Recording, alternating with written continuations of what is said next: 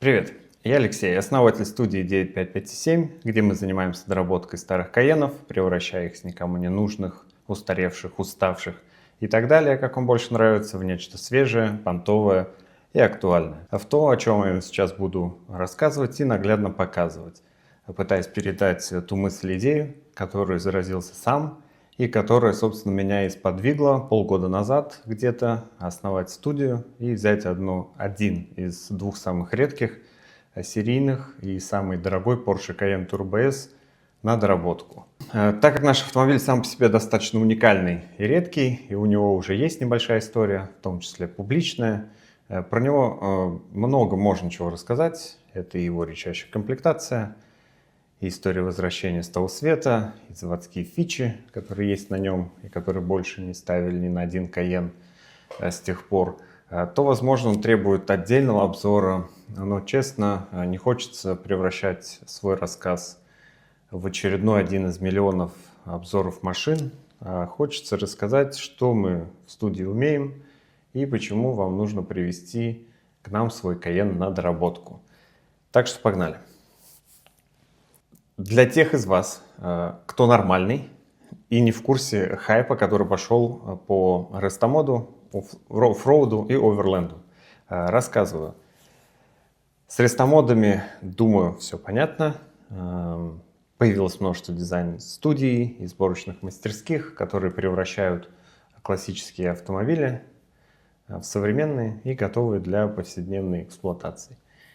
Это и Cherokee, и гелики, и Defender'ы, и рейнджики и так далее. Их освежают, переделывают салон, иногда ставят новые элементы трансмиссии, двигатели. Почти всех их делают выше, чем с завода, ставят большие колеса. Так тачка привлекает больше внимания, и подавляющему большинству перечисленных автомобилей это действительно очень идет. Про оффроуд, да, это не новое явление, кататься по грязи у нас популярно очень давно. Я говорю не столько про практическую, а про стилистическую составляющую оффроуда. Нельзя сказать, что это отдельное какое-то направление, но то, что старый Defender или Patrol в стоке выглядит менее прикольным, чем тот, на который поставили лебедку, шноркель, большие колеса, это факт. Это то, что стало актуальным и набирает популярность прямо сейчас. Не все эти автомобили ездят по бездорожью. Вряд ли большинство покупателей, например, 4х4 гелика или гелика в ретро-стилистике, который Mercedes недавно выпустили, едут прикручиваться к бедному дереву армированным тросом в ботфортах по яйца. Их просто любят, и они просто круто выглядят. И, наконец, Overland.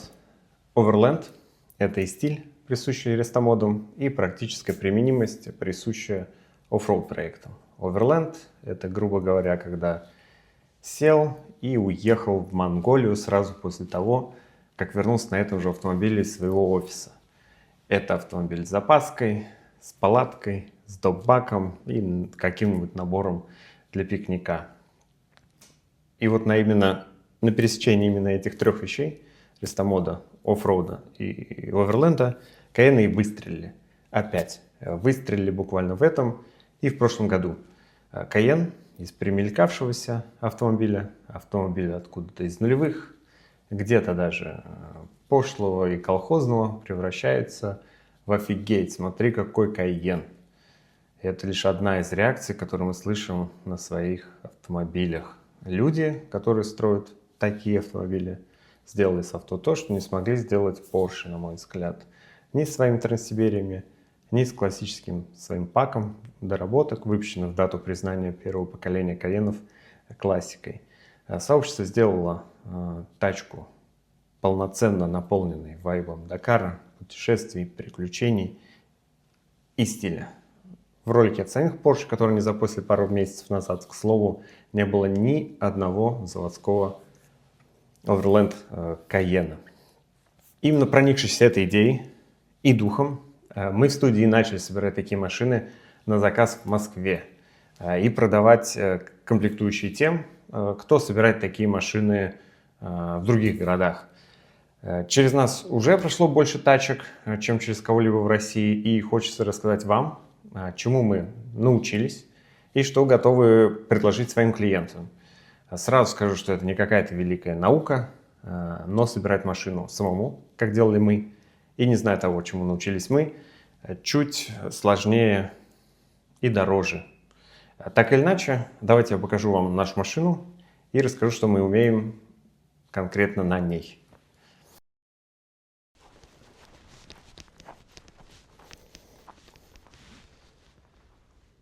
Это наш Cayenne. И первое, что мы видим, это колеса. Чтобы поставить большие колеса на Cayenne, вам нужно его лифтануть. Мы знаем все возможные параметры колес под все возможные виды увеличения клиренса. Их общий радиус, ширину, вылет. Знаем, как сделать так, чтобы колеса крутились и при сжатии, и при разжатии ваших стоек амортизаторов. Самые популярные варианты лифта на данный момент это 2,5 дюйма и 3,5 дюйма. Лифт-кит, лифт-набор — это набор проставок, шайб различной формы, квадратных, круглых, каплевидных, плюс набор усиления вилок амортизаторов в некоторых случаях. И некоторые другие другого вида усиленные элементы подвески, такие как рычаги или стойки стабилизатора. Лифтануть, к слову, можно и на все бабки, как говорится, заменив все амортизаторы на подвеску с азотом, но вам придется пожертвовать пневмо, если она у вас есть в таком случае, и существенно раскошелиться. Посмотреть лифт-комплекты, которые мы предлагаем, вы можете на нашем сайте nekolkhoz.ru английскими буквами, а я пока расскажу про высоту лифта. Она выбирается в зависимости от ваших пожеланий, а также в зависимости от комплектации вашего автомобиля. Мы в студии работаем только с заводскими комплектами сами, либо помогаем тех, кто их ставит самостоятельно вне нашей студии, даем инструкцию, советы, поддержку и так далее. И много чего. Также пишем еще в нашей телеге. Основная цель, по которой мы это делаем, это дать понять как можно большему количеству людей, что лифтовать надо правильно и на качественных комплектах. И ни в коем случае не ставить на ваш Cayenne, Touareg или Q7 какой-нибудь кривокос из какого-нибудь алюминия с какими-нибудь примесями от вашего знакомого или знакомого знакомых умельца-токаря. И уж точно такие машины не покупать. Лично мой аргумент против такого действия, один из, это фото алюминиевых оригинальных порогов Porsche, таких, как стояли на этом авто, и каждый из которых мы видели, разъела до дыр в местах и крепежа. Да, это не единственная проблема, которая может возникать с незаводскими китами, но тем не менее. Кроме того, есть еще куча других проблем, которые могут возникнуть при лифте в целом. Например, кулак переднего колеса может задеть пружины или баллон амортизаторов при разжатии. Например, привод может поменять угол своей работы. Например, низкое качество металла или лифт только за счет стоек может приводить к проблемам. И куча еще других таких, например, буквально заставляющих нас и любого здравомыслящего, на мой личный взгляд, человека, работать только заводскими комплектами. Ровно так, как делаем мы.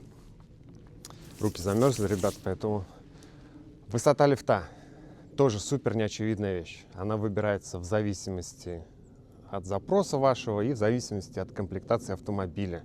От типа двигателя, например, и еще от некоторых других заводских опций. Зависит то, какие колеса при каком конкретном лифте вы сможете поставить. Короче, парни, на данный момент больше про лифт Cayenne в России не знает никто. Через нас уже прошло больше лифтов, чем через кого-либо.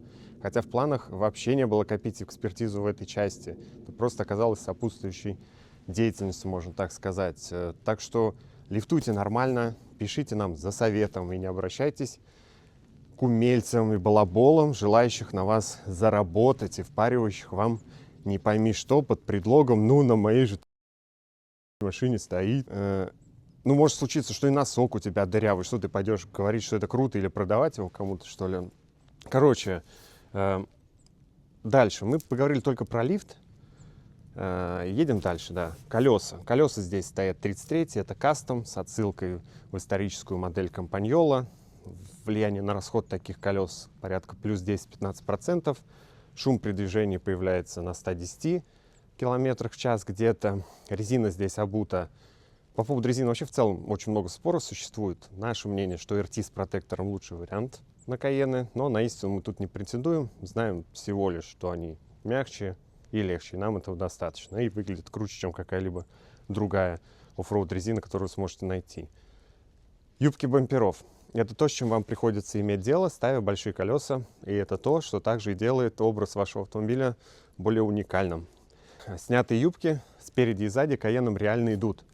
Кроме того, для установки силовых бамперов, которые здесь конкретной тачки нет, юбки необходимо снимать. А делается достаточно просто, но влечет за собой некоторые необходимые доработки, которые мы крайне рекомендуем. Конкретно тут установлена в виде доработки защита из композита 3 мм. Это ручная работа нашего друга Славы. Защита дает визуала и защищает от пескоструя и влаги. Крепеж, высвободившийся после снятия юбки на бампере, мы закрыли нашим кантиком. Мы делаем их сами, это не какое-то готовое решение, ровно как и пыльники. Работа с арками колес.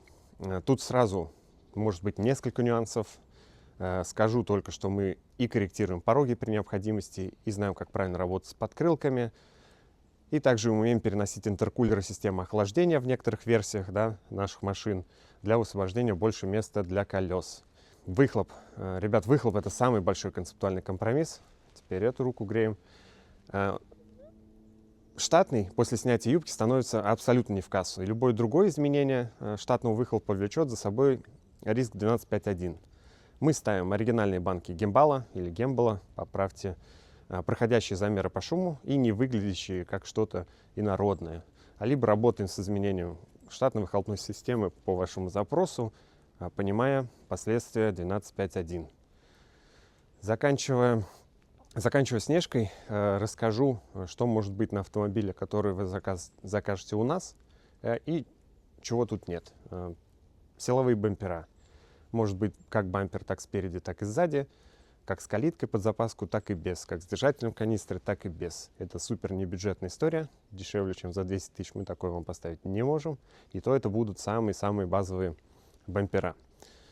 Пороги. Лучшее решение, на наш взгляд, это штатная алюминиевая оффроуд защита, о которой я вам уже говорил. Мы ищем ее под клиента, чаще всего БУ, восстанавливаем. Новую найти практически невозможно. Конкретно сейчас у нас на складе только одна восстановленная с переваренными отверстиями. И один комплект, это он БУ. Экспедиционный багажник. Лучшее решение — это минималистичный багажник-таблетка. Тоже привозим под заказ. Выглядит вот так или вот так. Дополнительный свет, любой под ваш запрос, но тут мы доходим до узаканивания. Все, кроме доп. Света и выхлопа, сейчас получается вписать в доки. Были вопросы с бамперами, когда мы начинали работать, но сейчас по текущей информации их умеют оформлять сразу в 2 регионах России. И это очень хорошие новости. А теперь лично мое любимое, то, в чем получается сделать больше всего отсылок к классике при доработке, то, что больше всего просит на доработку при изменении Каена. Я говорю про салон. Доработанный Каен без изменений в салоне — это недоработанный Каен. Нельзя оставлять наш салон таким, каким он был 20 лет назад. Одна из 1000 комплектаций, ну, примерно, естественно, выглядит приемлемо сейчас, но все равно она просит изменений. Особенно дерево. Дерево Каену ужасно не идет. Так что делаю камеру от первого лица и показываю, о чем я.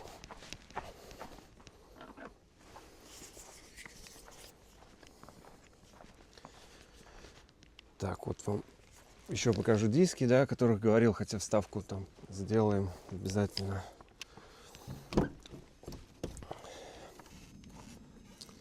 Собственно, о, боже ты мой. Мой стабилизатор начал крутить кругаля, ребят, сорян. Сейчас. Стабилизатор исполнил какой-то цирк дю солей. В общем, поехали. Кресло. В данной машине мы оставили кресло как есть. На мое личное мнение, кресло — это не самый удачный элемент дизайна Каенов. У нас есть сейчас конкретно вот такие вот кресла, которые мы интегрируем в следующий наш проект, перешив их под классику Porsche. Ручка КПП. Наша гордость и не гордость одновременно. Мы делаем полностью сами, честно стырив идею у шведов. но на самом деле идеи не их, это просто классика Porsche. Ставим сейчас пару примеров вам здесь или здесь. Вот, делаем их сами, бывают алюминиевые, бывают вот такие под камень. Вот. Да, делаем на Cayenne и на другие модели Porsche. Магнитола. Как видите, здесь магнитола штатная, но мы перешили ее в кожу. Это все кожа, ребят. Это замечательного вида зимнего коврик. Сорян, зима, ребят. Секундомер, тахометр, как их еще называют, часы, в общем. Это заказная история с Алика, но они приходят не в цвет, всегда приходят не в цвет, не в черный, не бежевый, не серый, китайцы не умеют красить. Поэтому мы это все перекрашиваем, циферблат перекрашиваем, корпус перекрашиваем под салон и интегрируем, подключая к магнитоле. Руль. Оригинальный руль Момо здесь стоит, ребят. Кнопка обтянута кожей и покрашена. Тоже в цвет салона. Переходник не момовский. Это единственный переходник. Тоже делают итальянцы, который позволяет поставить такие рули на Cayenne, ничего там не пилив. Приборка штатная, но мы на все свои проекты ставим что-то необычное, разноцветное. Либо завод, либо делаем на заказ. Но здесь повезло на бежевое, одна из самых удачных. Козырек мы покрасили под алюминий, чтобы дать ретро-стилька тачке. Наши замечательные чехлы на ключи, вы видите. Тоже делаем их и дарим своим клиентам. Вставки. Вот эта вот вставка посередине, переходящая на торпедо. Переходящая здесь, идущие по кругу всего кузова. Они бывают деревянные, алюминиевые или пластмассовые. Все выглядят неудачно, ровно как и вот эта накладка. Здесь мы все это обтянули в кожу. Цвет салона. Убрав контраст и сделав их, ну, как бы в кассу. Теперь салон выглядит реально как бы не устаревшим. Ну, не таким устаревшим, давайте честно. Зеркало и плафон мы тоже красим. Ковры. На все свои проекты мы ставим Оригу. Умеем их искать. Это очень ценно. Все, что не Ориго, выглядит ужасно. Так, погнали дальше. Сзади. Сзади рассказывать нечего, кроме того, что с комплектацией очень повезло. Ах да, и наверняка все увидели замечательные ремни. Это лого нашей студии. Замечательные колхозные ремни. Так, поехали в багажник.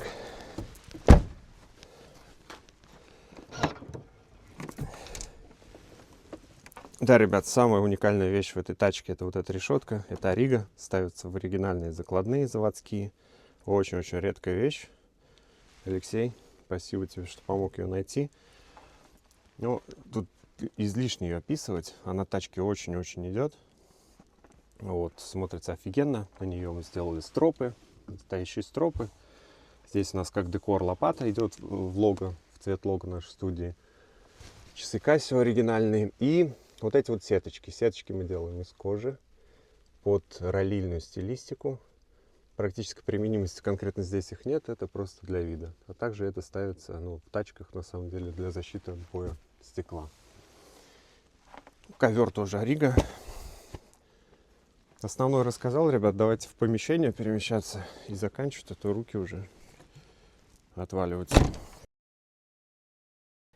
Завершая наш рассказ про Cayenne, скажу, что мы в студии считаем, что Cayenne обладает заводскими плюсами в виде качества сборки, управляемости, внедорожной проходимостью, комфортом, и вы сейчас офигеете, надежностью, доработанный в оффроуд Overland стилистике, превращается в реальный объект желания даже спустя 20 с чем-то лет после его выпуска. И что это действительно отличный вариант уникального автомобиля по конкурентной цене на нашем текущем рынке. Даже с учетом всех трат на его доработку. И опять, возвращаясь конкретно к нашему автомобилю, про который есть что рассказать, не очень хочется делать очередной выпуск, как я и сказал, типовой, но если вам, наши уважаемые потенциальные клиенты и автолюбители, интересно послушать детально про эту машину, дайте знать, тапнув лайк под этим видосом или написать какой-нибудь коммент под ним. Заходите в нашу телегу или на сайт, будем рады помочь вам собрать ваш автомобиль с нуля, включая его подбор при необходимости, или просто пошерить наш опыт. Пока!